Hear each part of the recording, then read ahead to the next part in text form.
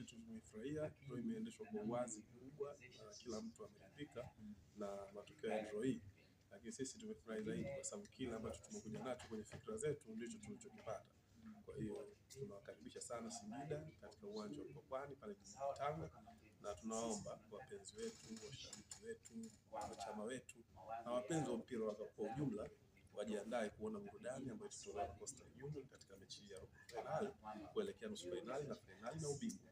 Kwa hiyo Coastal Union tumejiandaa kwamba kitu pekee ambacho tunaondoka nacho msimu huu ni ubingwa wa kombe hili la CRDB. Umezungumza kwamba fikra ambayo umekuja nayo ndio hii ambayo umeipata. Bila mlitegemea kumpata mpinzani kama Singida au zaidi ya Singida?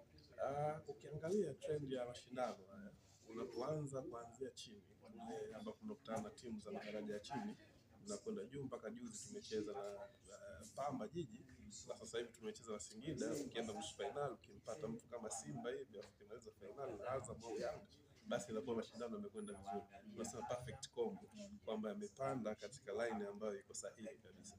Kwa hiyo rhythm ya mashindano iko sawa sawa. Mechi zetu na Singida tumezitazama kwenye ligi, zimekuwa ni mechi za tofauti sana. Tunakwenda kukutana tena kwa mara nyingine na Singida na mkiwa na faida ya kuwa kwenye uwanja wa nyumbani.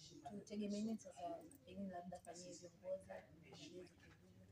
Singida wanajua kwamba uwanja wa Mkwakwani kwao ni mauti, na ukiangalia kama umefuatilia Singida amekuwa ni mteja mzuri sana kwa Coastal Union kwa muda mrefu. Kwa hiyo hata ukiangalia idadi ya mechi ambazo Coastal Union imeshinda ukilinganisha na Singida ambazo imeshinda, tulizotoa draw, utaona kabisa kwamba Coastal Union ina advantage, lakini tunawaheshimu kwa sababu wamefanya uwekezaji mzuri, wamefanya usajili mzuri, wana kikosi ambacho ni kipana. Lakini kwa ukongwe wa Coastal Union na umuhimu wa mashindano, huwa Coastal Union inabadilika kulingana na aina ya mashindano na wakati, na huu ni wakati ambao ni hatari zaidi kukutana na Coastal Union kuliko wakati wowote.